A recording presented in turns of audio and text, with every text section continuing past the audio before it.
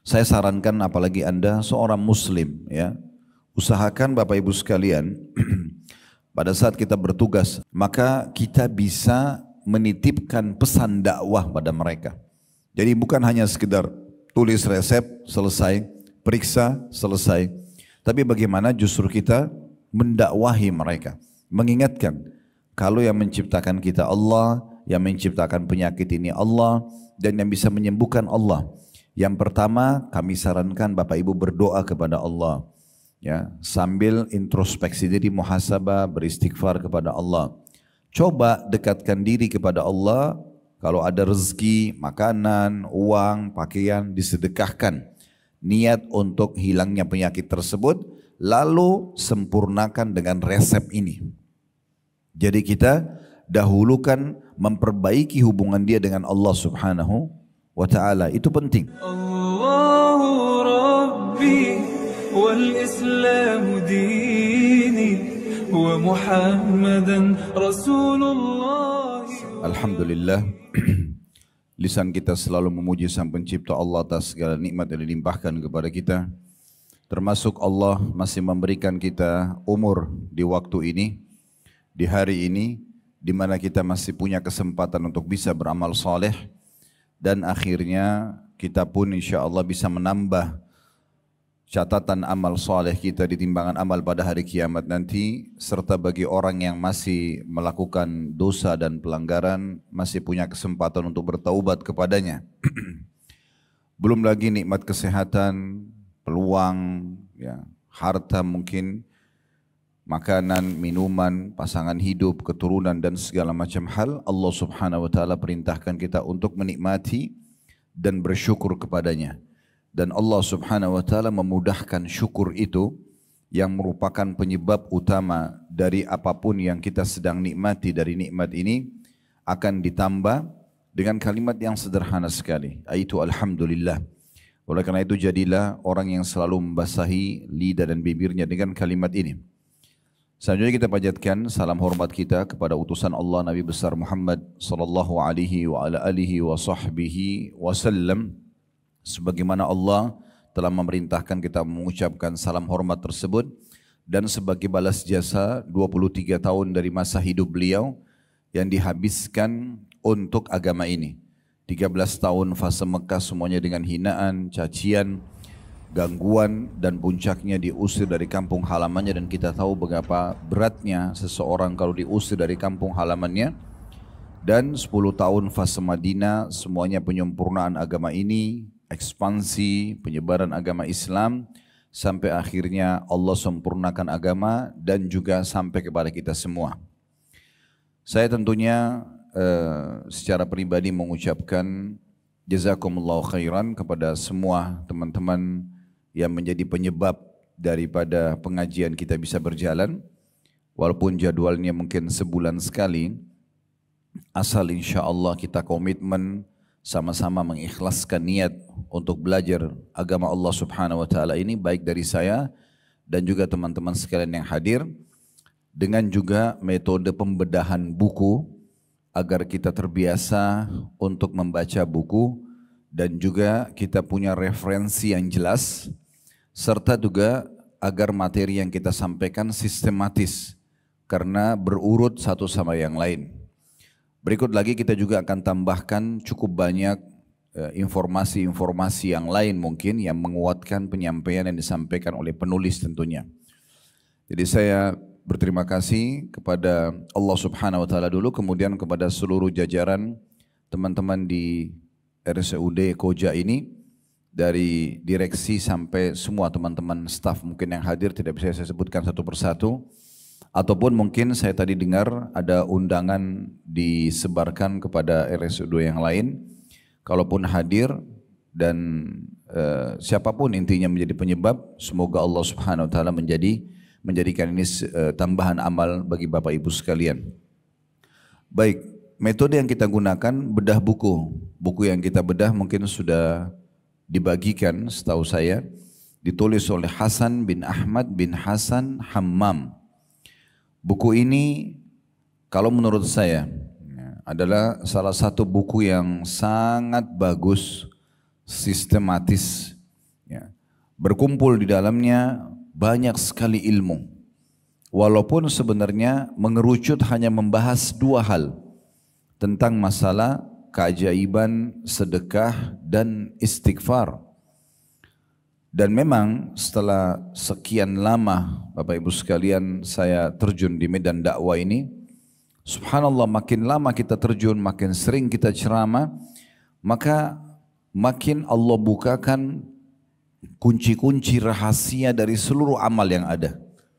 Dan saya melihat dua amal yang dibedah oleh penulis ini betul-betul mengerucut kepada tiket VIP kita. Saya punya metode dalam membedah buku, tidak tergesa-gesa menyelesaikannya, tetapi bagaimana kita mengambil pelajaran yang besar yang kita berharap nanti menjadi ilmu tambahan buat kita dan juga menambah iman serta semangat untuk kita menerapkan apa yang Allah Subhanahu wa taala turunkan sebagai syariatnya. Bahasa judul ini penting sekali. Keajaiban. Kenapa dikatakan keajaiban? Karena memang dua perbuatan ini betul-betul mendatangkan keajaiban yang luar biasa. Sebagaimana nanti Bapak Ibu akan dengarkan, buku ini dikuatkan dengan dalil-dalil perkataan para salafus saleh dan juga realita di lapangan bagaimana sedekah dan istighfar banyak sekali menyelesaikan perkara-perkara dalam kehidupan manusia. Kalau yang pegang buku di depan setelah judul keajaiban sedekah dan istighfar, di bawahnya ada kanker ganas sembuh lewat sedekah. Lalu koma sungguh ajaib. Ya. Di situ ada penjelasan walaupun tulisannya agak kecil. Saya masih membahas covernya dulu ya. Dikatakan seorang kaya raya terserang kanker ganas. Sehingga para dokternya memvonis tidak ada jalan kecuali mengamputasi sebagian anggota tubuhnya. Bagi teman-teman di rumah sakit tidak asing dengan kanker ini. Dalam suasana campur aduk antara rasa sakit, harapan sembuh dan vonis amputasi itu, dalam suatu perjalanan pulang dari konsultasi aktif di rumah sakit, dia tertegun melihat seorang nenek tua renta yang memungut tulang-tulang dan potongan-potongan daging kecil di sebuah tempat pemotongan hewan demi menyambung hidup. Oleh karena itu dia membantunya dan bersedekah kepadanya. Doa pun terlanturkan dan terpanjatkan dari mulut si nenek untuknya. Hingga ketika beberapa hari kemudian, ketika dia kembali ke rumah sakit menjalani operasi, dokternya terperanjat heran. Apakah Anda berobat ke rumah sakit lain? Titik-titik. Maksudnya kisah ini masih bersambung dan ada di lembaran dalam buku ini. Ya. Ini maksudnya supaya salah satu hal yang diangkat oleh penerbit, oleh penulis untuk menjelaskan ini loh pemicu yang bisa Anda nanti dapatkan informasi di dalam. Kisah selanjutnya itu orang ini lalu ke rumah sakit yang sama. Pada saat akan diadakan operasi dan dicek ternyata kankernya sudah bersih total. Karena dia mengeluarkan pada saat itu uang semua yang dia miliki di kantong di saat itu. Kemudian dia berikan kepada nenek tersebut dengan niat bersedekah. Akhirnya Allah hilangkan penyakit dia. Kemudian di sebelah kirinya ya, ada keutamaan istighfar juga dikutip ya, oleh penerbit dan penulis ini. Beristighfar adalah pintu ampunan, pintu rezeki, pintu kesembuhan, menurunkan hujan, mendatangkan kemakmuran hidup, bahkan menghentikan kemandulan.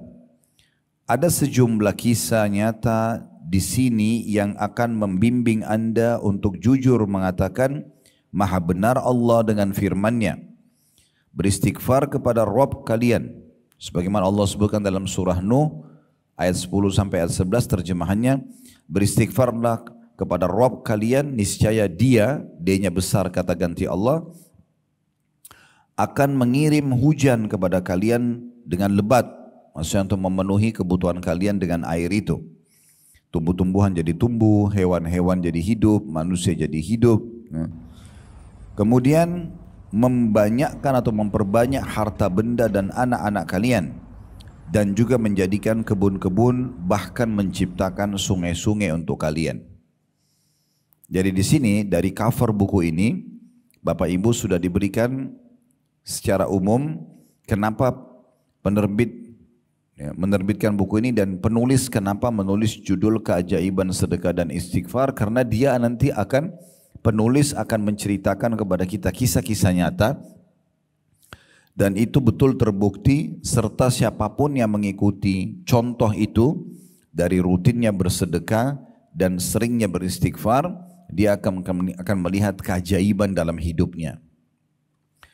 Saya sarankan Bapak Ibu sekalian, kalau punya buku seperti ini, biasanya kalau yang hadir di pameran buku atau ke toko buku, ada saja daya tarik untuk kita beli.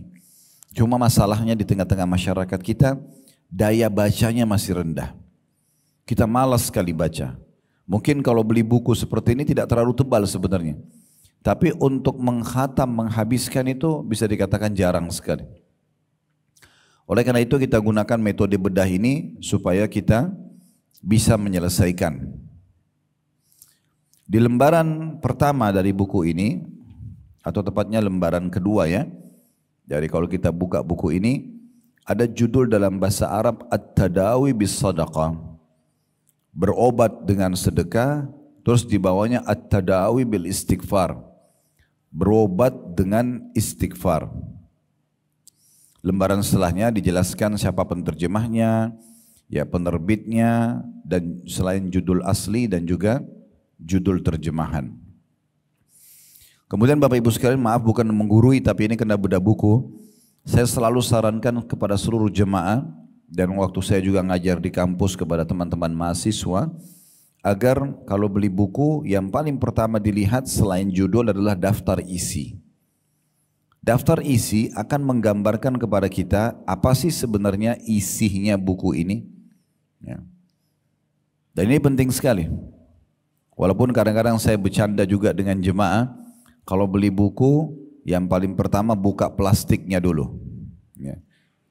Karena banyak orang beli buku sudah 5 tahun di raknya di rumah, belum dibuka plastiknya, hanya karena tertarik dengan judulnya. Ya. Baik, bagi teman-teman yang pegang buku bisa lihat daftar isi. Di situ dijelaskan tentang keajaiban sedekah, ada muqaddimah, kemudian ada pengertian sedekah dulu. Lalu kemudian di antara pendapat para salaf atau orang-orang saleh sebelum kita tentang sedekah. Lalu pahala sedekah dan buahnya. Nah, apa saja yang Bapak Ibu dapatkan nanti kalau bersedekah? Ada sedekah adalah pensucian dan pembersihan dosa. Sedekah adalah bentuk ketundukan kepada Allah dan Rasulnya. Seorang mukmin berada dalam naungan sedekahnya pada hari kiamat. Sedekah itu akan menghindarkan dari musibah dan menjauhkan dari kematian yang buruk. Sedekah adalah tanda dan bukti nyata dari iman yang benar. Sedekah itu sebagai tebusan bagi seorang muslim dari belenggunya. Nanti akan dijelaskan itu ya. Kemudian Allah SWT memberikan ganti kepada orang yang memberi sedekah, dan pahala sedekah tidaklah terputus dari pemberinya setelah kematian, serta poin yang terakhir, sedekah itu menghapus dosa-dosa atau kesalahan. Nah, ini 9 poin nanti akan kita bedah satu demi satu tentang masalah manfaat yang Bapak Ibu dapatkan kalau sedekah. Dan perlu Bapak Ibu garis bawahi, kita dalam Islam sangat dianjurkan kalau ingin mengerjakan sebuah perintah ibadah. Saya sudah tekankan di pengajian kita yang perdana ya, di bulan lalu. Walaupun kita belum bedah buku pada saat itu, masih tematik, maka saya titik beratkan, kalau Bapak Ibu ingin mengerjakan ibadah dan rajin mengerjakannya, contoh sholat malam, contoh sholat duha, contoh bersedekah, contoh bakti sama orang tua, jenguk orang sakit, bantu orang susah, dan seterusnya, maka Bapak Ibu mencari tahu janji Allah di ibadah itu. Kalau bahasa ceramah biasanya fadilahnya. Karena Bapak Ibu pastikan tidak ada satupun perintah agama untuk mengerjakan satu perbuatan kecuali pasti ada janji yang akan Bapak Ibu dapatkan. Sholat duha dapat apa, sholat malam dapat apa, sedekah dapat apa, haji dan umroh dapat apa, semua punya keutamaan. Dan pasti Allah kasih. Karena salah satu sifat Allah, innallaha la yukhliful mi'ad. Allah tidak akan pungkiri janjinya. Jadi 9 poin nanti yang akan dibahas itu adalah hal-hal yang Bapak Ibu akan dapatkan dengan mengerjakan sedekah. Dan saya pribadi Bapak Ibu sekalian menyarankan ini ya, coba praktek dengan penuh keyakinan sedekah ini, seriusi. Dan jadikan dia betul-betul sebagai sebuah pendekatan diri kepada Allah Subhanahu wa Ta'ala. Dan tidak main-main memang, betul-betul sedekah ini bisa menambah rezeki. Sedekah bisa menyembuhkan penyakit. Sedekah bisa memecahkan perkara-perkara yang sedang membebani kita, yang kita merasa itu adalah sebuah beban hidup. Bapak Ibu kalau hadapin masalah tidak selesai, selain berdoa, cari orang miskin, sedekah. Bahkan nanti akan kita pelajari Bapak Ibu sekalian, sedekah itu bisa meredam murkahnya Allah. Jadi kalau kita buat dosa, kemudian dosa itu pasti akan ada konsekuensi hukuman. Selain kita tobat kepada Allah, sedekah menghilangkan hukuman yang bisa datang karena efek daripada perbuatan pelanggaran kita itu. Kemudian juga di situ ada petunjuk Nabi SAW tentang sedekah dan beberapa contoh daripada sedekahnya Nabi SAW, sedekahnya Abu Bakar, sedekahnya Uthman, sedekahnya Abdullah bin Umar, sedekahnya Aisyah Ummul Mukminin, sedekahnya Ummul Mukminin Zainab binti Jahash, sedekahnya Abu Dahdah, sedekahnya Abu Talha atau infaknya. Jadi ini contoh-contoh dari sahabat pada saat mereka bersedekah sehingga kita bisa mencontohi mereka. Dan yang terakhir dibahas dalam keajaiban sedekah adalah berobat dengan sedekah. Nah, ini sangat relevansi sekali dengan teman-teman di rumah sakit ini. Saya sarankan apalagi Anda seorang muslim ya, usahakan Bapak Ibu sekalian pada saat kita bertugas, apakah jadi perawat, apakah dokternya sendiri ya, kalau interaksi dengan pasien, maka kita bisa menitipkan pesan dakwah pada mereka. Jadi bukan hanya sekedar tulis resep, selesai, periksa, selesai. Tapi bagaimana justru kita mendakwahi mereka, mengingatkan kalau yang menciptakan kita Allah, yang menciptakan penyakit ini Allah, dan yang bisa menyembuhkan Allah. Yang pertama kami sarankan Bapak Ibu berdoa kepada Allah, ya, sambil introspeksi diri, muhasabah, beristighfar kepada Allah. Coba dekatkan diri kepada Allah. Kalau ada rezeki, makanan, uang, pakaian disedekahkan. Niat untuk hilangnya penyakit tersebut, lalu sempurnakan dengan resep ini. Jadi kita dahulukan memperbaiki hubungan dia dengan Allah Subhanahu wa Ta'ala. Itu penting. Subhanallah, saya jarang melihat ini terjadi pada orang-orang muslim. Tapi saya pernah berdakwah ke Irian waktu itu beberapa tahun yang lalu ya, mungkin sudah 12-13 tahun yang lalu. Saya temukan beberapa dokter yang beragama Nasrani pada saat itu ya. Mereka dokter-dokter muda yang dapat ditugaskan di sana sambil mengobati pasien, termasuk orang-orang muslim, sambil selalu ada pesan.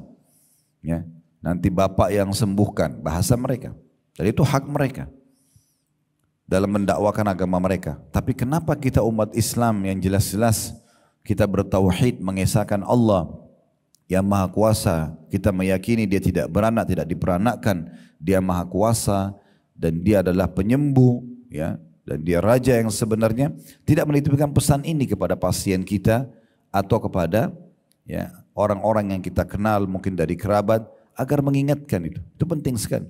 Berapa banyak pahala yang teman-teman medis ini bisa dapatkan pada saat pasien datang, diingatkan dulu kepada Allah Subhanahu wa Ta'ala. Jangan lupa bahkan titip pesan saja.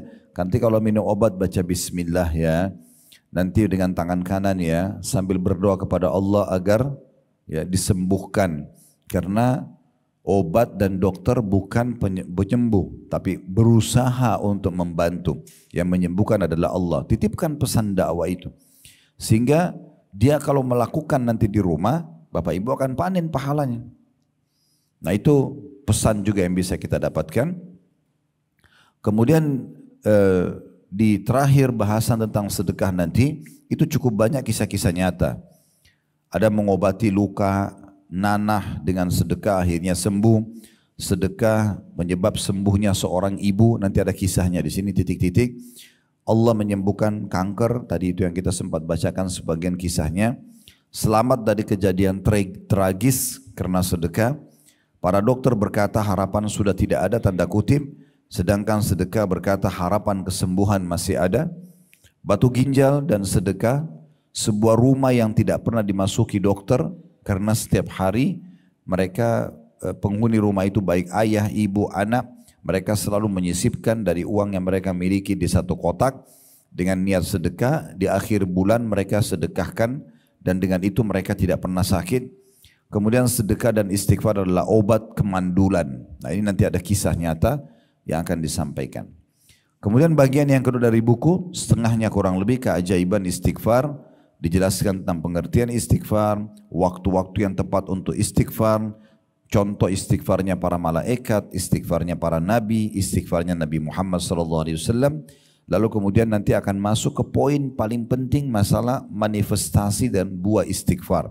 Apa yang kita dapatkan dari istighfar itu sendiri. Dan terakhir ditutup kabar gembira bagi para wanita. Lalu kisah-kisah istighfar. Hasan Basri dengan jemaahnya yang dia sarankan istighfar, sedekah, istighfar dan keberkahan rezeki, emosi dan amarah istri bisa redah atau pasangan hidup dengan istighfar, dan seterusnya tukang roti dan istighfar, istighfar dan gempa. Itu kurang lebih gambaran umum dari daftar isi buku kita. Baik Bapak Ibu sekalian, mohon maaf saya sedikit panjang menjelaskan ini karena memang harusnya seperti itu kalau baca buku. Dan memang bedah buku seperti di metodenya. Baik, sekarang saya akan masuk mulai di lembaran bahasan kita. Sedekah ini Bapak Ibu sekalian yang merupakan bagian yang sangat diperintahkan dalam syariat, ya, hukumnya sunnah. Hukumnya sunnah, bukan kewajiban. Tetapi beruntunglah orang yang menjadikan sedekah sebagai kendaraan dalam hidup dia untuk meraih ridho Tuhannya, untuk juga meraih ridhonya manusia. Karena orang yang dermawan suka bersedekah dicintai oleh Allah, karena Allah perintahkan sedekah itu, dan Allah pun maha dermawan. Dan orang yang dermawan pasti disukai oleh manusia. Bapak Ibu kalau berteman dengan orang yang royal, suka traktir, suka memberi, setiap ketemu ada saja hadiah yang dikasih kepada kita, pasti orang semua suka dengan orang seperti ini. Sebaliknya, lawan daripada dermawan, ya, artinya orang yang suka sedekah adalah orang yang bakhil, pelit. Semua orang yang pelit dibenci sama Allah. Bahkan Bapak Ibu perlu tahu ya, lawan dermawan atau pelit itu bagian dari dosa besar. Dosa besar, bukan dosa saja. Tapi dosa besar kalau orang pelit, dan akan membuat manusia menghindar dari dia. Semua orang tidak suka dengan orang yang pelit. Kalau ada orang mungkin paras wajahnya biasa saja, postur tubuhnya biasa saja, tapi dia sangat dermawan, suka berbagi kepada kita. Bahkan mungkin roti pun yang dia beli satu tetap dibagi dua antara dia sama temannya misalnya. Pastikan orang ini walaupun mungkin kurang secara fisik akan disukai oleh manusia. Dan dia disukai oleh Tuhannya dan akan dapat pahala dengan sedekahnya. Tapi kalau orang cantik, gagah, bahkan punya jabatan yang tinggi pun, tapi kalau dia pelit, bakhil, maka akan dibenci oleh Allah karena dosa besar dan dibenci juga oleh manusia. Ya, ini perlu digarisbawahi. Teman-teman kalau ikuti kajian kami, setiap Rabu malam di blog kami itu ada kajian dosa-dosa besar. Salah satu yang disebutkan oleh penulis-penulis buku dosa besar, kami sudah pernah bedah sampai tuntas kurang lebih 120-an kalau tidak salah dosa besar. Imam Az-Zahabi rahimahullah beliau masukkan salah satu babnya bakhil atau pelit dosa besar. Juga Syekh Muhammad Munajjid dalam buku Al-Kabair beliau juga menyebutkan masalah itu. Syekh Muhammad bin Abdul Wahhab yang sedang kami lanjutkan bedahnya sekarang, buku ketiga yang berlanjut sudah 176 kalau tidak salah dosa besar, juga menyebutkan pelit bagian daripada dosa besar. Karena pernah ada seseorang tokoh masyarakat di masa Nabi SAW itu diangkat menjadi kepala suku. Orangnya tampan, bersih, badannya kekar, berwibawa, Kalau dia pakai baju tuh kelihatan rapi dan punya kedudukan, diangkat oleh masyarakatnya atau sukunya menjadi kepala suku. Waktu kepala suku yang sebelumnya meninggal, lalu ada beberapa anggota kepala suku itu datang kepada Nabi SAW. Nabi tanya, karena kepala suku mereka meninggal, siapa kepala suku kalian sekarang? Disebutlah Fulan bin Fulan, namanya orang yang tadi tampan, bersih, berwibawa, badannya kekar, pakaiannya rapi, bahkan dia kaya raya. Lalu kata Nabi SAW yang ditanya, bagaimana kepribadiannya? Mereka mengatakan, dia tampan ya Rasulullah, dia rapi, dia bersih, dia wangi, dia kaya, dia berwibawa, hanya saja pelit, gak suka memberi, perhitungan. Maka Nabi SAW mengatakan, semua kebaikan tadi, kelebihan fisik, kedudukan, kekayaan, itu Nabi gak bahas. Itu semua hilang hanya karena perkataan anggota sukunya, tapi sayangnya dia pelit. Kata Nabi SAW, penyakit jiwa apa yang lebih berat daripada pelit itu sendiri? Bapak Ibu sudah tahu belum? Pernah di zaman Nabi Muhammad SAW ada seorang bapak ikut sholat bersama Nabi SAW. Namun subhanallah penampilannya, bajunya lusuh, rambutnya kusut, penampilannya kelihatan tidak terawas dan tidak terurus, seperti orang yang susah. Dan ini biasanya terjadi pada orang yang tidak punya harta. Dia tidak ada uang untuk beli baju, tidak ada uang untuk merawat rambutnya, tidak ada uang untuk menyehatkan tubuhnya, misal. Maka Nabi SAW selepas sholat datang kepada orang tersebut. Pertanyaan pertama Nabi begini, kau punya harta enggak? Orang itu mengatakan, ada ya Rasulullah. Nabi tanya, apa harta kamu? Dia bilang, saya punya kuda, saya punya unta, saya punya domba. Di masa itu, ini berarti orang kaya. Apa kata Nabi SAW? Kalau begitu, mana kamu dari bekas nikmat Allah pada dirimu? Allah enggak suruh kau pakai baju begini, enggak suruh rambutmu berantakan begini. Allah mau kau perlihatkan nikmat Allah pada dirimu. Pakai baju yang layak, sisir rambut yang rapi, ya, tubuh yang segar, penampilan yang bagus. Jangan biarkan citra nama baik kita rusak. Orang lain menilai karena kita tidak bisa merawat diri kita. Kenapa teman-teman sekalian Allah berikan kita rasa gerah, dan di saat kita lagi gerah gak nyaman? Kenapa Allah berikan kita perasaan kalau mandi segar? Bahkan ide kita jadi lebih brilian, kita jadi lebih percaya diri ketemu sama orang. Agar kita selalu mandi, jaga kebersihan itu. Kenapa kita pada saat pakai baju rapi, kita percaya diri? Kenapa kita kalau pakai baju yang robek atau kusut, kita merasa kurang percaya diri? Kenapa kita pada saat wangi mulut, habis sikat gigi, percaya diri bicara sama orang? Kenapa pada saat kita habis makan atau kurang wangi mulutnya, kita tidak percaya diri? Kenapa jenazah dimandikan? Padahal sebentar lagi sudah dibungkus kain kafan akan dimakan oleh tanah. Semua orang tahu. Benda apapun kita masukin ke dalam tanah, ditutup sama tanah, itu akan habis nanti. Ada belatung tanah, ada ulat tanah, habis. Dan Nabi SAW sudah bilang, semua jasad kalian akan dimakan oleh tanah, kecuali tulang ekor kalian yang darinya Allah akan bangkitkan kalian. Tapi kenapa harus dimandikan? Kenapa pakai kain kafan baru? Toh dia sebentar lagi akan hancur badannya. Kenapa kita nggak geletakin aja begitu? Karena Allah mau kita selalu dalam kondisi bersih, rapi, menunjukkan nikmat Allah Subhanahu wa taala. Dan sedekah yang paling afdal adalah sedekah pada diri sendiri. Diri sendiri, kita mulai dari diri kita. Ya. Kata Nabi SAW kepada seorang sahabat yang pernah mengatakan, ya Rasulullah, saya punya harta, dirham. Kalau kita sekarang uang, duit saya ada. Siapa orang yang paling pantas saya sedekahkan? Kata Nabi SAW, dirimu dulu. Diri kita sendiri. Beli pakaian yang pantas, ya. Beli mungkin sabun dan sampo yang bagus, beli sepatu yang bagus, yang penting tidak mubazir, tidak berlebihan, tapi jangan juga hinakan diri kita. Kita berada di tengah-tengah, sesuai dengan kebutuhan bukan keinginan. Ya. Jadi betul-betul kita harus tahu masalah ini, supaya jangan sampai kita keliru. Ya.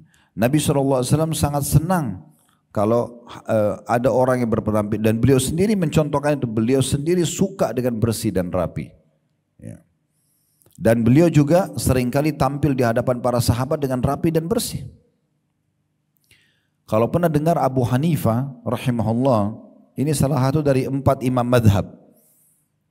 Ada Imam Abu Hanifah, Imam Malik, Imam Syafi'i, Imam Ahmad. Ini 4 madhab yang sekarang umat Islam umumnya di dunia mengikuti madhab mereka, ya, atau susunan, ya, hukum syariat yang sudah mereka susun sebagai sebuah panduan bagi umat Islam. Abu Hanifah ini terkenal sekali kalau dia lagi jalan satu tempat wangi, dia bersih, ya, kalau dia tampil pengajian dia selalu coba tampil prima, ya, sebagai contoh bagi orang. Sampai kalau beliau lewat itu orang-orang tahu, oh, Abu Hanifah baru lewat sini karena wanginya tercium. Abu Hanifah ini pernah habis sholat, dia temui ada satu orang di masjidnya yang sama tadi mirip dengan kejadian Nabi. Orangnya agak kusut penampilannya, kurang rapi. Lalu kata kata Abu Hanifah, coba kamu pergi ke sejadah saya di mihrab. Kebetulan Abu Hanifah imam masjid di situ. Beliau mengatakan pada orang itu, coba kamu ke mihrab, angkat sejadah saya, di bawahnya ada sebuah kantong, bawa ke sini. Maka orang itu datang ke sana, diambil kantong tersebut lalu dia bawa. Rupanya isinya uang cukup banyak. Maka kata Abu Hanifah, ambillah, perbaikin hidupmu. Sebagai sedekah dari Abu Hanifah. Orang itu mengatakan, wahai imam, kalau imam gitu kita sekarang kiai, ustadz, ya. Wahai imam, saya orang kaya. Abu Hanifah heran, kau orang kaya, tapi kenapa penampilanmu seperti ini? Lalu kata Abu Hanifah menyebutkan hadis Nabi SAW, Inna Allah yuhibbu an yara athara ni'amih ala abdi. Allah suka melihat bekas nikmat pada hambanya. Jadi itu dulu yang perlu diperhatikan, sedekah penting untuk diri sendiri. Yang penting jangan berlebihan dan ingat sumbernya halal. Kemudian yang kedua, mulai dengan orang-orang yang terdekat kepada kita. Karena sahabat tadi bilang, waktu dia bilang, ya Rasulullah saya punya harta, saya punya dirham, siapa yang paling layak saya sedekah? Kata Nabi SAW, dirimu sendiri. Lalu dia bilang, kalau saya masih punya lagi, sudah selesai, kebutuhan saya sudah terpenuhi. Kata Nabi SAW, anakmu. Lalu dia mengatakan, kalau saya masih punya, istrimu. Kalau saya masih punya, pembantumu. Kalau saya masih punya, kata Nabi SAW, engkau lebih tahu setelah itu. Jadi memang bab sedekah ini adalah bab yang diperintahkan sekali dalam agama Islam. Untuk diri kita, untuk lingkungan kita. Dan sebagaimana saya bahasakan tadi teman-teman, kita kalau terbiasa sedekah, pahalanya besar melimpah. Sebagaimana tadi garis besar sudah saya bacakan daftar isi, apa yang kita dapatkan kalau sedekah. Ya. Yang paling sederhana, semua yang Bapak Ibu keluarkan akan bernilai ibadah di sisi Allah Subhanahu Wa Taala karena sedekah perintah. Dan yang kedua, pasti Allah ganti. Pasti Allah ganti. Salah satu dari 9 poin itu ada pasti Allah mengganti sedekah kita. Kalau Bapak Ibu ingin memperhatikan dalilnya ada disebutkan dalam surah Saba, surah nomor 34 ayat 39. Potongan ayat wa ma anfaqtum min syai'in fahuwa yukhlifu. Yang kalian keluarkan di jalan Allah pasti akan diganti. Ini masalah sedekah. Nah, mulai sekarang teman-teman coba jadikan sedekah sebagai sebuah program hidup. Sehingga kita meraih pahalanya, kita meraih balasannya, Allah akan gantikan. Dan mulai dari diri kita, kemudian orang-orang di sekitar kita. Ingat, orang yang dermawan dicintai Allah, sebaliknya. Lawan dermawan orang yang pelit dibenci oleh Allah, bahkan bagian daripada dosa besar. Baik, kita akan mulai teman-teman di halaman 5, ya, itu ada pengertian sedekah. Apa sebenarnya sedekah itu? Sedekah menurut bahasa atau etimologi kata penulis adalah sebuah kata benda yang dipakai untuk suatu hal yang disedekahkan atau dikeluarkan. Kata tersebut diambil dari unsur huruf shad, dal dan qaf, sadaqah, ya. Dan dari unsur as-sidq atau jujur. Diambilnya kata sedekah karena sedekah itu menunjukkan pada kebenaran atau kejujuran penghambaan kepada Allah. Jadi orang yang sedekah itu mau memberi di jalan Allah itu karena dia jujur dalam memberikan pemberiannya kepada Allah. Selama itu dia jujur, dia mau raih pahalanya, maka itu namanya sedekah. Kalau dia keluarkan riya, tidak dianggap seperti sebuah sedekah. Al-Jurjani, ini salah satu ulama berkata, sedekah adalah sebuah pemberian yang diharapkan ganjarannya dari Allah Subhanahu wa Ta'ala. Artinya kalau orang sedekah hanya untuk dipuji oleh manusia atau tidak berharap dibalas oleh Allah berarti bukan sedekah. Jadi yang sedang kita bahas pengerucutan makna atau definisi dulu supaya jelas. Jadi semua yang Bapak Ibu keluarkan di jalan Allah atau karena Allah, dan salah satu indikasinya karena dia ingin mengejar pahala dari Allah dan tidak berharap unsur timbal balik. Kita beri makanan, kita beri pakaian, kita beri uang, tidak berharap pujian, tidak berharap balasan dari orang tersebut. Kalau orang itu kita beri makan, dia balas makanan, kita beli pakaian, dia balas pakaian, itu pemberian boleh kita terima, tapi bukan itu target kita. Kalau karena Allah kita tidak akan berharap balasan kecuali dari Allah. Itu makna definisi sedekah di mata para ulama. Kemudian dikatakan sedang Ar-Ragib. Ar-Ragib ini Al-Asfahani, nama seorang ulama juga berkata, sedekah adalah harta yang dikeluarkan oleh manusia dengan maksud ibadah. Jadi kapan dia keluarkan harta bukan niat ibadah berarti bukan sedekah.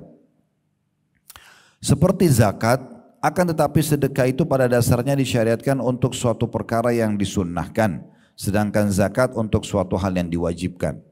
Jadi kalau zakat kan bagi yang mampu, kalau sedekah itu wajib bagi yang mampu. Kalau sedekah ini itu ya dikeluarkan oleh siapa saja.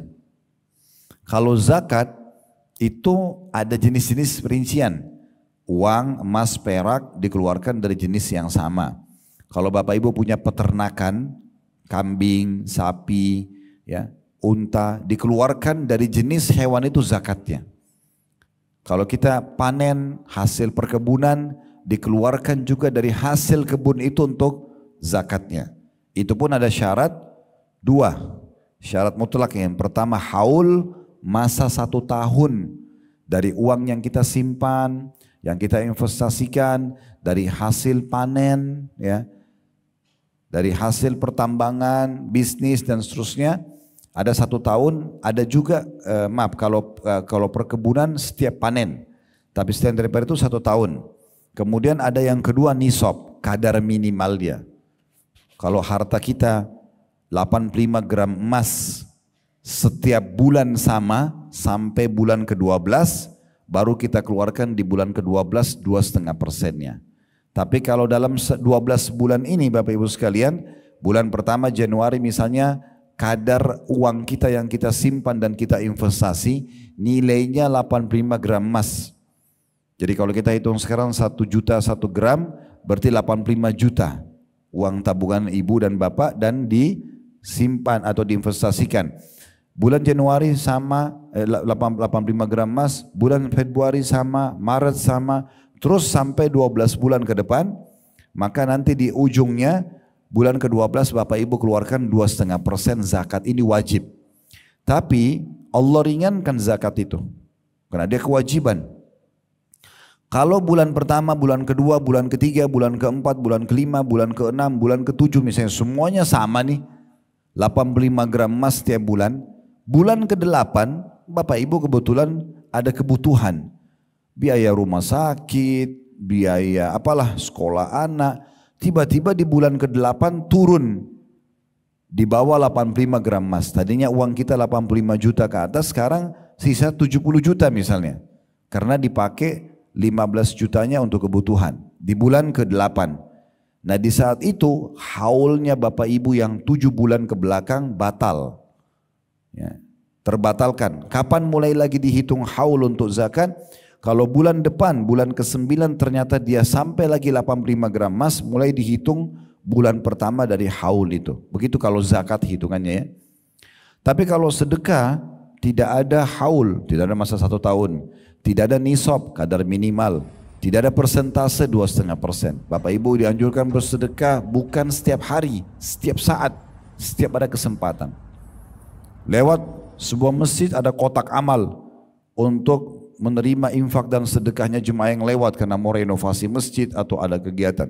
Bapak Ibu taruh uang, maka itu sudah dianggap sedekah, ya.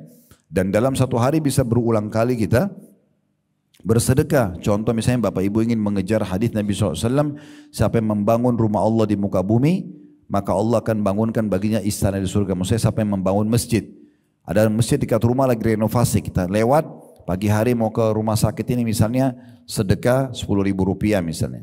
Berarti kita sudah dapat istana di surga. Pulang sore, kotak amal masih ada karena masjid masih belum selesai, dananya belum tercukupi. Sedekah lagi, dapat lagi istana di surga. Berulang-ulang kita bisa dapatkan dengan adanya peluang sedekah tersebut. Ya. Dan Allah Subhanahu Wa Taala itu maha kaya. Allah kalau membalas, Bapak Ibu sekalian, bukan kita keluarkan 10.000, Allah kasih 10.000, tidak. Allah akan kasih banyak hal.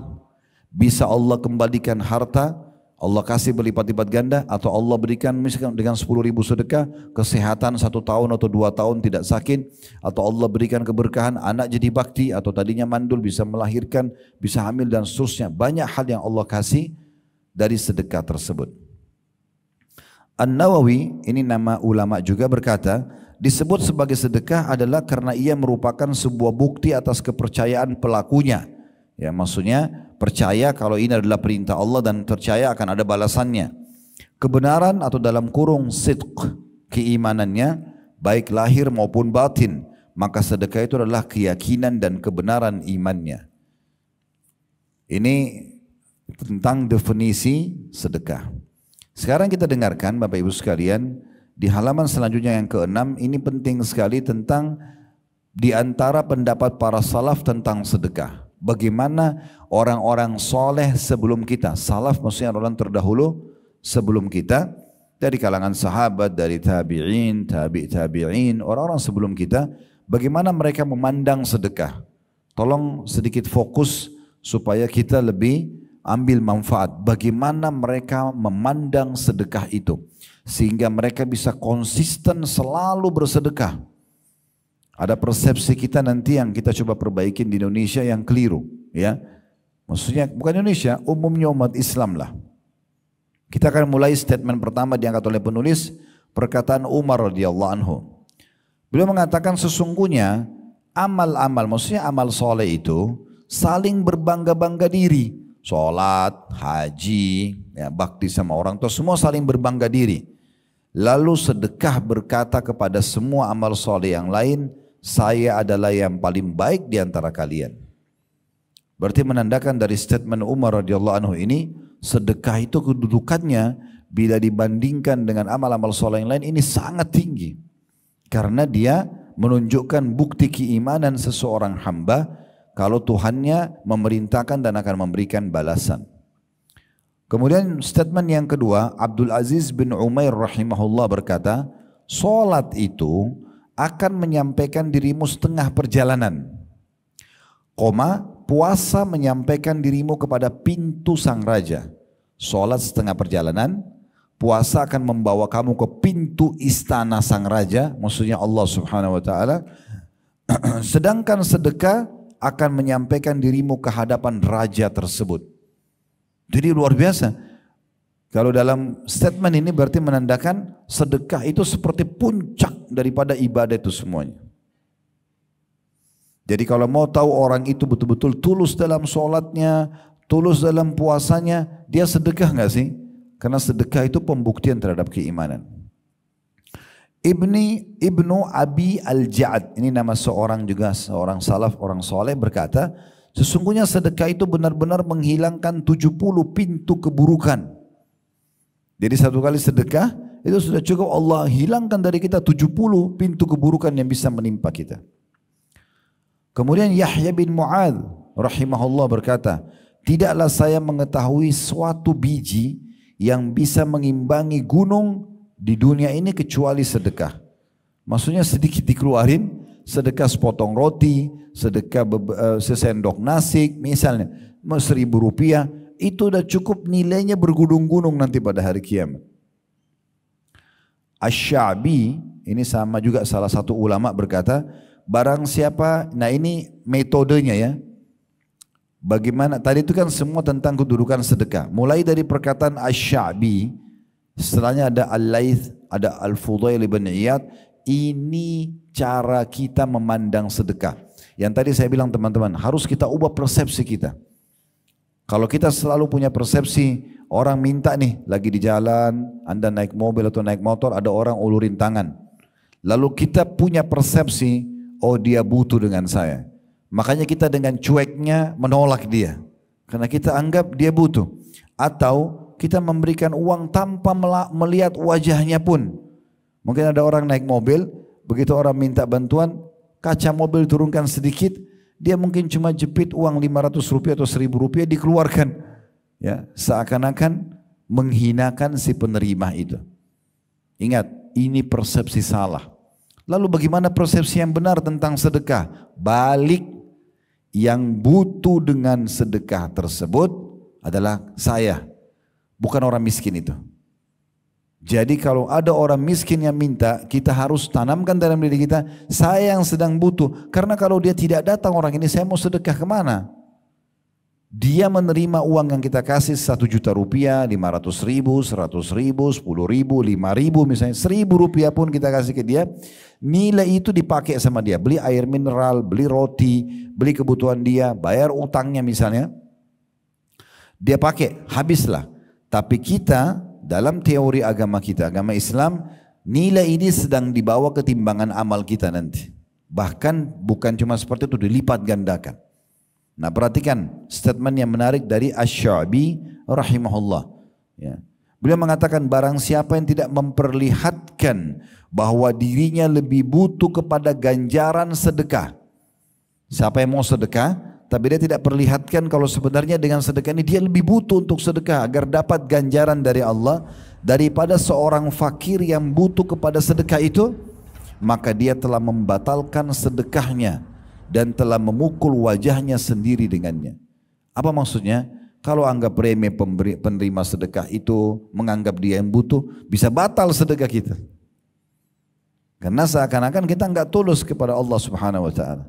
Tidak usah lihat siapa yang minta, tapi pada saat ada yang minta, salah satu ciri yang ciri Nabi Muhammad SAW dan beliau jadikan sebagai contoh buat umatnya, beliau tidak pernah menolak siapapun yang minta. Tidak pernah menolak. Beliau berikan semampunya. Sehingga tertanam dalam hatinya sifat kedermawanan dengan penuh keyakinan bahwasanya Allah melihat. Dan apa yang saya sedekahkan bukti keimanan saya dan pasti Allah ganti. Baik, kita dengarkan sekarang statement yang lain yang mengajarkan kita tentang apa tadi yang saya bahasakan, metode atau pemahaman yang harus kita tanamkan dalam bersedekah. Al-Laits ibn Sa'ad rahimahullah pernah berkata begini, barang siapa yang telah mengambil dariku suatu sedekah atau hadiah, kalau aku siapkan uang untuk sedekah atau hadiah, lalu dia terima, ada orang yang menerima itu, maka hak dirinya atas diriku adalah lebih besar daripada hak diriku atas dirinya. Dia lebih berhak untuk aku hormati, ya, untuk aku terima kasih pada dia, orang miskin itu. Kenapa? Karena dia, orang miskin atau orang yang minta yang sudah kita berikan sedekah, telah menerima apa yang telah aku korbankan kepada Allah. Perhatikan baik-baik. Kalau persepsi ini kita tanamkan teman-teman, kita malah yang keluar cari mana itu orang miskin. Kita enggak nunggu orang minta. Tapi kalau tidak begitu persepsi seperti ini, maka yang terjadi orang datang pun Allah gerakkan orang itu datang untuk minta, kita masih nolak. Kita anggap dia yang butuh, padahal sebenarnya kita yang butuh. Persepsi ini penting sekali. Jadi sekali lagi kalau kita tanamkan dalam diri kita, kita yang butuh, maka kita akan cari kantong-kantong sedekah itu. Saya perkuat dengan sedikit, kita tinggalkan dulu buku kita. Abdullah bin Umar, Abdullah bin Abbas radhiyallahu anhum ajma'in, beliau di depan rumahnya setiap hari kalau beliau mau keluar pagi ada orang-orang miskin lagi minta. Maka beliau kasih semuanya. Satu waktu pernah beliau keluar tidak ada orang-orang miskin itu. Enggak ada. Maka dia keluar dan mencari di mana orang miskin itu. Dicari sama dia untuk diberikan sedekah. Ingat, pahala sedekah pun bertingkat-tingkat Bapak Ibu sekalian. Kalau seandainya ada orang begini, dia didatangi orang fakir, minta dikasih sama dia, itu level sedekah. Ada nggak yang lebih tinggi? Ada. Apa itu? Bapak ibu yang keluar cari orang miskin itu. Memang kita keluar bawa uang, ingin sedekah, itu puncak daripada pahala sedekah. Kalau bapak ibu hanya tunggu orang yang datang minta kepada kita, kalau anda tinggal di satu komplek yang mewah misalnya, ada security-nya, kita keluar dari rumah komplek langsung masuk pintu tol lalu ke tempat kerja. Kapan ketemu orang miskinnya? Sehingga kita harusnya mencari kantong-kantong itu. Kita harus tanamkan kalau kita sangat butuh dengan sedekah itu. Perhatikan sini perkataan Fudail bin Iyad rahimahullah. Ini perkataan yang sangat menarik. Jadi Fudail bin Iyad ini seorang ulama tabi'in yang terkenal dengan kesolehannya. Dia pernah menyiapkan beberapa bungkusan ya untuk disedekahkan. Dan setelah dia berikan kepada orang-orang itu, dia berkata begini, berkata kepada orang-orang yang telah menerima sedekahnya. Ya, orang sudah terima lalu pergi. Dia bilang sama orang-orang di sekitarnya, mereka orang-orang yang menerima sedekah saya itu membawa perbekalan-perbekalan kita menuju akhirat tanpa upah sedikit pun, hingga mereka meletakkannya di atas timbangan di hadapan Allah hari kiamat. Coba renungin yang saya katakan ya. Kita kalau kasih orang itu 1 juta rupiah, 100.000 rupiah misalnya. Kemudian dipakai untuk kebutuhan dia tadi saya bilang. Habislah. Bagi dia sudah habis. Dia beli makanan, dia beli pakaian habis. Tapi bagi kita tidak. Nilainya itu dibawa oleh orang ini. Dia penyebabnya ketimbangan amal kita hari kiamat. Dengan itu kita bisa dapat. Ini persepsi harus ditanam benar-benar ini. Sehingga kita selalu merasa kita yang butuh dengan sedekah itu. Dan dengan ini kita tidak akan pernah menolak siapapun yang minta sama kita. Kasih saja. Ya. Kemudian ada statement selanjutnya. Ini statement Ali bin Abi Thalib yang perlu juga kita renungi. Nanti kita tutup dengan ini ya. Insya Allah nanti tentang pahala sedekah dan buahnya kita akan bahas di pertemuan akan datang ya. Kita bahas statement ini. Jadi statement Ali bin Abi Thalib ini Bapak Ibu sekalian menjelaskan kepada kita poin penting. Apa itu? Kalau Bapak Ibu sedang Allah kasih kayak sekarang, Masya Allah teman-teman punya profesi, pekerjaan. Ada jabatannya, ya, bekerja misalnya. Nah pekerjaan ini teman-teman sekalian mendatangkan income buat kita. Fahami baik-baik, berarti Allah sudah memberikan rezeki kepada kita. Siapa yang diberikan seperti ini, apalagi kalau sampai besar gajinya, atau dia bahkan selain kerja punya usaha, punya income tambahan. Harta itu bukan hanya buat kita. Ada hak orang lain di situ. Jangan pernah pelit ini. Jadi kalau kita punya tabungan 100 juta itu bukan punya kita sendiri. Buktinya kita kalau mati pada hari itu juga, itu jadi hak orang lain bukan? Jadi warisan. Jangan gitu. Jadi bukan punya kita. Gunakan buat kita secukupnya, selebihnya sedekahkan. Kasih ke orang. Pasangan hidup, ke anak. Suami kasih istri, istri punya kelebihan, boleh gak kasih suaminya? Boleh, walaupun bukan kewajiban bagi perempuan. Kasih ke anak, kasih ke pembantu, kasih ke tetangga. Perhatikan Ali mengajarkan kepada kita. Statementnya adalah, barang siapa yang telah diberikan suatu harta oleh Allah, maka saran beliau dan ini hukum syariat, hendaklah ia menyambung kekerabatan dengannya. Justru perkuat silaturahim dengan uang itu. Ingat orang tua kita di kampung, kirimkan mereka sedikit dari gaji kita, ya. Ada saudara kita yang butuh bantuan, mungkin ada janda saudara kita, mungkin ada yang duda, mungkin ada yang masih butuh biaya sekolah. Kita punya kelebihan, kasih ke mereka. Hendaklah dia menyambung kekerabatan dengannya, memperindah jamuan untuk tamunya. Jadi begitu dia punya kelebihan harta, jamuan kita lebih baik lagi. Kalau tadinya kita pas-pasan, kita cuma bisa kasih sepotong kue atau roti sama air, sekarang Allah sudah berikan lebih rezeki. Kasih dia nasi box.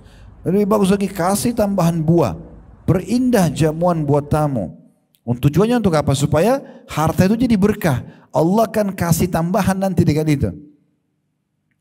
Lalu kemudian menolong seseorang yang membutuhkan. Kemudian membebaskan tawanan. Ya, di masa dulu kalau ada peperangan, supaya tawanan bebas kan ditebus ya. Kemudian Ibnu Sabil itu orang terputus jalan. Ada orang dari Surabaya datang ke Jakarta, dirampok di terminal. Datang ke kita, saya mau pulang mas, saya mau pulang pak, saya mau pulang bu, mbak, tolong bantu saya transportnya 30.000. Oh ya silakan, langsung kasih. Dia pulang kita dapat pahalanya gitu. Jangan bilang setan bisikin nih, kayaknya dia bohong nih. Kita terima lagi bisikan itu. Iya kayaknya bohong. Negosiasi sama syaitan. Tugas kita kalau ada kesempatan untuk sedekah, eksekusi. Bukan negosiasi. Langsung selesai. Nggak usah pikirkan orang itu jujur atau tidak. Innamal a'malu bin niat, semua sesuai dengan niatnya. Bapak ibu kalau sedekah dapat pahalanya. Kalau si penerima itu bohong, dia pakai kaki palsu lah, dia pakai tangan palsu, dia bohong, dia sesuai dengan niatnya, nggak usah khawatir. Saya pernah jelaskan di pertemuan perdana kita dulu, kalau di ruangan ini ada orang bawa proposal masjid. Ini Bapak Ibu sekarang ada proposal masjid, kita mau pakai, mau bangun, nyumbang 100 juta, kita nyumbang semuanya rame-rame, keroyokin. 2 hari 3 hari kemudian, sebulan kemudian kita dengar ternyata itu penipu. Dia bawa lari uang itu. Rugikah kita? Demi Allah tidak. Innamal a'malu binniat. Niat kita sedekah bangun masjid sudah dapat pahala di sisi Allah. Kita dapat istana di surga walaupun masjidnya belum dibangun. Dia kena menipu akan dihukum sama Allah, enggak usah khawatir. Allah itu Maha Adil. Ya, ini statement perlu sekali difahami. Saya kembali ulangi ya, kata Ali bin Abi Thalib, barang siapa yang telah diberikan suatu harta, hendaklah dia menyambung kekerabatan dengannya, memperindah jamuan untuk tamunya, menolong seseorang yang membutuhkan, membebaskan tawanan, ibnu sabil orang terputus jalan, membantu orang-orang fakir miskin, para mujahidin, dan ini garis bawah ini penting banget nih, dan dia bersabar atas musibah yang menimpa hartanya.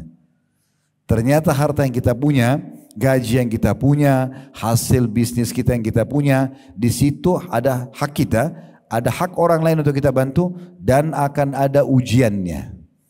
Kita utangin orang dia tidak bayar, itu ujiannya.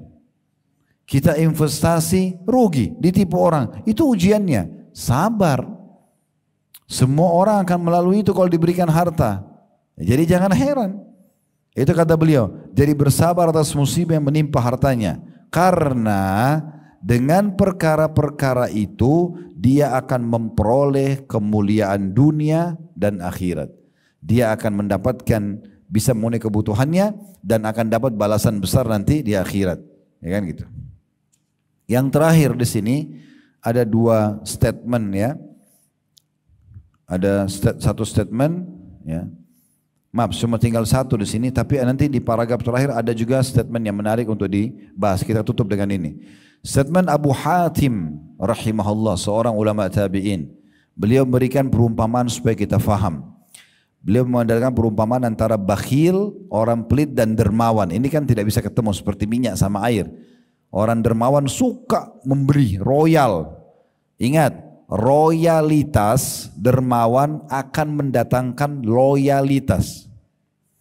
Enggak akan ada loyalitas orang baik dengan kita bersahabat, pasangan kita sayang sama kita, anak-anak patuh, tanpa ada royalitas enggak bisa. Loyal itu akan datang kalau royal dulu. Kita mau semua orang dengar kita, tapi pelit, gimana caranya? Enggak bisa muncul loyal tanpa royal, enggak bisa. Ya, itu penting sekali. Abu Hatim berkata, bakhil, orang yang pelit itu adalah sebuah pohon di neraka. Karena dia dosa besar kan, penyebab masuk neraka. Bakhil sebuah pohon di neraka, sedang ranting-rantingnya ada di dunia. Maka barang siapa yang bergelantungan pada salah satu dari ranting-ranting itu, niscaya ia akan menjerumuskannya ke dalam neraka. Sebagaimana kedermawanan itu adalah sebuah pohon di surga, di mana ranting-rantingnya berada di dunia. Dermawan, pohon di surga, rantingnya di dunia juga. Dan barang siapa yang bergelantungan pada salah satu ranting-rantingnya, niscaya ia akan membawanya ke surga. Dan surga itu adalah tempat orang-orang dermawan. Apa maksudnya? Neraka tempatnya orang-orang bakhil. Ya. Ada jemaah saya buat kesaksian begini teman-teman. Banyak sekali nih. Setelah saya bahas tentang sedekah, mereka baru tergugah dan mereka praktekin. Ada sampai bilang sama saya begini, Ustaz, semenjak saya dengar ceramah Ustaz, saya jadi ketagihan sedekah. Karena betul apa yang disampaikan. Setelah sedekah Allah datangkan rezeki yang tidak masuk di akal. Makin besar saya keluarkan, makin besar datang. Ingat, mau dapat ikan paus pakai kapal tanker. Kalau pakai kail kecil nggak bisa. Ya? Celengan masjid lewat kasih 2.000. Minta kesehatan, keturunan, keselamatan 2.000 rupiah. Bakhil. Kasih sesuai dengan kadar permintaannya. Gitu kan? Makin besar kita keluarkan, maka makin besar responnya dari Allah Subhanahu wa ta'ala. Makanya pernah Nabi SAW berkata kepada Asma binti Abi Bakar radhiyallahu anhuma. Ya, jadi Asma pada saat mau mengatur sedekahnya dia mau keluarkan, Nabi ingatkan, la tuqi fayuqillahu alaiki atau fayuqallahu alaiki. Jangan kau perhitungan, keluarkan. Royal aja jalan Allah kasih. Kalau kau perhitungan, Allah juga akan perhitungan denganmu. Ini perkataan Nabi SAW kepada sahabat, kasih keluarin. Abdurrahman ibn Auf, Bapak Ibu sekalian, pernah kedatangan keuntungan 1 peti emas. Dia bingung mau diapakan nih? Sedekahin. Besok datang 2 peti. Sedekahin semuanya. Datang 3 peti. Gak pernah miskin dia. Gak pernah miskin. Nah, siapa yang membuat kita selalu ragu teman-teman? Saya kan kalau punya uang 10 juta, saya sedekah 1 juta ke anak yatim, kan secara rasional sisa 9 juta dong. Itu perhitungan kapitalis, mereka nggak pakai iman. Kalau kita beda, 1 juta saya keluarin, itu investasi. Allah akan ganti minimal 10 kali lipat, bahkan lebih daripada itu. Sebagaimana Allah jelaskan dalam Al-Quran, man ja'a bil hasanati falahu asyru amsalihha. Siapa yang mendatangkan 1 kebaikan, Allah akan balas 10 kali lipat. Tapi jangan hitungannya begini ya. Oh, kalau saya sekarang kasih cadangan masjid 1 juta, bantu orang tua saya atau kerabat 1 juta, berarti hitung-hitungannya saya dapat 10 juta dong. Bukan. Itu kalau Bapak Ibu batasi rezeki cuma duit. Bisa saja 1 juta itu Allah bukakan kita ya jabatan yang lebih baik di tempat kerja. Mungkin keselamatan dan kesehatan 10 tahun. Mungkin juga datang uang. Ya. Jadi nggak boleh kita patokan, oh kalau gitu saya harus datang juga 10 juta. Bukan begitu, itu kalau sama manusia, saya investasi sama kamu 10 juta, saya harus dapat 1 juta lah. Apalagi itu bab riba, nggak bisa. Tapi rezeki itu sangat luas. Baik, sebagai penutup di sini, apabila salah seorang, kata penulis, dari orang-orang soleh didatangi oleh seorang fakir, seraya meminta sedekah kepadanya, ini orang-orang dulu yang sudah faham ini, setiap ada orang miskin datang, bukan cemberut, bukan langsung su'dzon, sangka buruk. Apa yang terjadi? Maka mereka akan mengatakan pada orang-orang miskin itu, selamat datang wahai orang yang hadir untuk membawakan perbekalan kami kepada Rabb kami.